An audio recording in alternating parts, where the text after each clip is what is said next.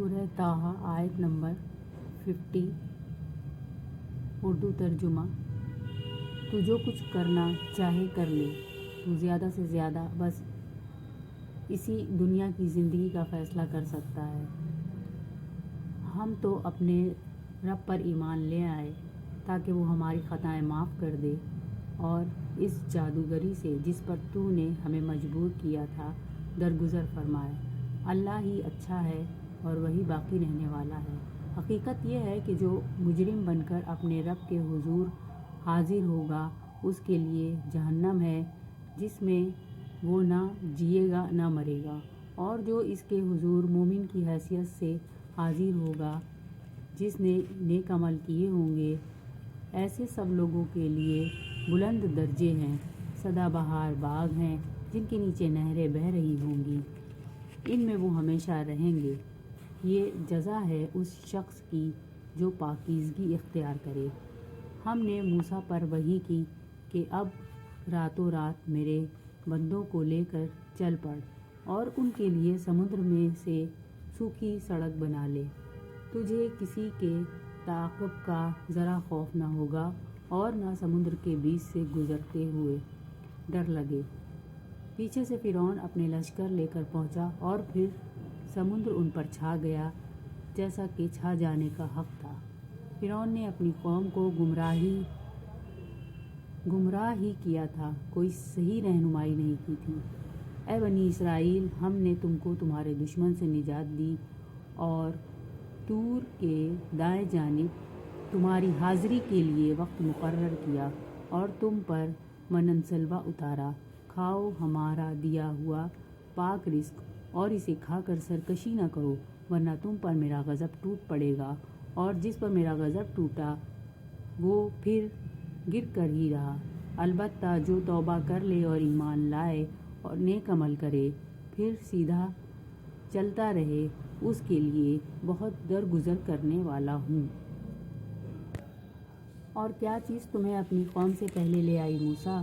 اس نے عرض کیا، وہ بس میرے پیچھے آ ہی رہے ہیں، میں جلدی کر کے تیرے حضور آ گیا ہوں اے میرے رب، تاکہ تو مجھ سے خوش ہو جائے۔ فرمایا، اچھا تو سنو، ہم نے تمہارے پیچھے تمہاری قوم کو آزمائش میں ڈال دیا اور سامری نے انہیں گمراہ کر ڈالا۔ موسیٰ سخت غصے اور رنج کی حالت میں اپنی قوم کی طرف پلٹا۔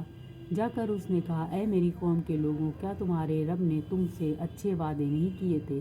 کیا تمہیں دن لگ گئے ہیں، یا تم اپنے رب کا غضب ہی اپنے اوپر لانا چاہتے تھے کہ تم نے مجھ سے وعدہ خلافی کی؟ انہوں نے جواب دیا، ہم نے آپ سے وعدہ خلافی کچھ اپنے اختیار سے نہیں کی، معاملہ یہ ہوا کہ لوگوں کے زیورات کے بوجھ سے ہم لد گئے تھے اور ہم نے بس ان کو پھینک دیا تھا۔ پھر اسی طرح سامری نے بھی کچھ ڈالا اور ان کے لیے ایک بچھڑے کی مورت بنا کر نکال لایا جس میں سے بیل کی سی آواز نکلتی تھی۔ لوگ پکار اٹھے، یہی ہے تمہارا خدا اور موسیٰ کا خدا۔ موسیٰ اسے بھول گیا۔ کیا وہ دیکھتے نہ تھے کہ نہ وہ ان کی بات کا جواب دیتا ہے اور نہ ان کے نفع و نقصان کا کچھ اختیار رکھتا ہے؟ ہارون موسیٰ کے آنے سے پہلے ہی ان سے کہہ چکا تھا کہ لوگوں، تم اس کی وجہ سے فتنے میں پڑ گئے ہو، تمہارا رب تو رحمان ہے، پس تم میری پیروی کرو اور میری بات مانو۔ مگر انہوں نے اس سے کہہ دیا کہ ہم تو اس کی پرستش کرتے رہیں گے جب تک کہ موسیٰ واپس نہ آ جائے۔ موسیٰ قوم کو ڈانٹنے کے بعد ہارون کی طرف پلٹا اور بولا، ہارون، تم نے جب دیکھا تھا کہ یہ گمراہ ہو رہے ہیں تو کس چیز نے تمہارا ہاتھ پکڑا تھا کہ میرے طریقے پر عمل نہ کرو؟ کیا تم نے میرے حکم کی خلاف ورزی کی؟ ہارون نے جواب دیا، اے میری ماں کے بیٹے، میری داڑھی نہ پکڑ، نہ میرے سر کے بال کھینچ۔ مجھے اس بات کا ڈر تھا کہ تو آ کر کہے گا کہ تم نے بنی اسرائیل میں پھوٹ ڈال دی اور میری بات کا پاس نہ کیا۔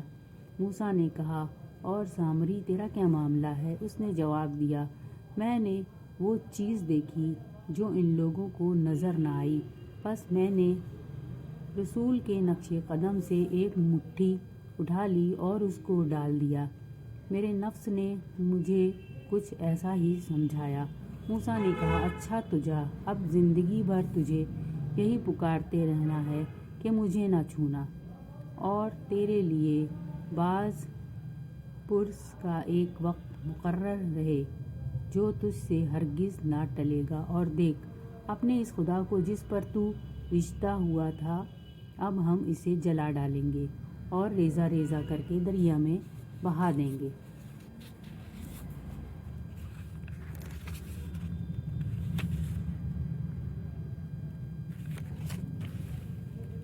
لوگوں، تمہارا خدا تو بس ایک اللہ ہی ہے جس کے سوا کوئی اور خدا نہیں ہے۔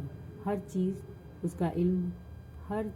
پر اس کا علم حاوی ہے۔ لوگوں، تمہارا خدا تو بس ایک اللہ ہی ہے جس کے سوا اور خدا نہیں ہے۔ ہر چیز پر اس کا علم حاوی ہے۔ اے محمد صلی اللہ علیہ وسلم، اس طرح ہم پچھلے گزرے ہوئے حالات کی خبریں تم کو سناتے ہیں، اور ہم نے خاص اپنے ہاں سے تم کو ایک ذکر درس نصیحت عطا کیا ہے۔ جو کوئی اس سے منہ موڑے گا وہ قیامت کے روز سخت باری گناہ اٹھائے گا، اور ایسے سب لوگ ہمیشہ اس کے وبال میں گرفتار رہیں گے، اور قیامت کے دن ان کے لیے اس جرم کی ذمہ داری کا بوجھ بڑا تکلیف دہ بوجھ ہوگا۔ اس دن جب کہ سور پھونکا جائے گا اور ہم مجرموں کو اس حال میں گھیر لائیں گے کہ ان کی آنکھیں دہشت کے مارے پتھرائی ہوئی ہوں گی، آپس میں چپکے چپکے کہیں گے کہ دنیا میں مشکل ہی سے تم نے کوئی 10 دن گزارے ہوں گے۔ ہمیں خوب معلوم ہے کہ وہ کیا باتیں کر رہے ہوں گے۔ ہم یہ بھی جانتے ہیں کہ اس وقت ان میں سے جو زیادہ سے زیادہ محض اندازہ لگانے والا ہوگا وہ کہے گا کہ نہیں، تمہاری دنیا کی زندگی بس ایک دن کی زندگی تھی۔ یہ لوگ تم سے پوچھتے ہیں کہ آخر اس دن یہ پہاڑ کہاں چلے جائیں گے؟ کہو کہ میرا رب ان کو دھول بنا کر اڑا دے گا اور زمین کو ایسا ہموار چٹیل میدان بنا دے گا کہ اس میں تم کوئی بل اور سلوٹ نہ دیکھو گے۔ اس روز سب لوگ منادی کی پکار پر سیدھے چلے آئیں گے، کوئی ذرا اکڑ کر نہ دکھا سکے گا، اور آوازیں رحمان کے آگے دب جائیں گی، ایک سرسراہٹ کے سوا تم کچھ نہ سنو گے۔ اس روز شفاعت کارگر نہ ہوگی۔ عالیہ کہ کسی کو رحمان اس کی اجازت دے اور اس کی بات سننا پسند کرے، وہ لوگ کا اگلا پچھلا سب حال جانتا ہے اور دوسروں کو اس کا پورا علم نہیں ہے۔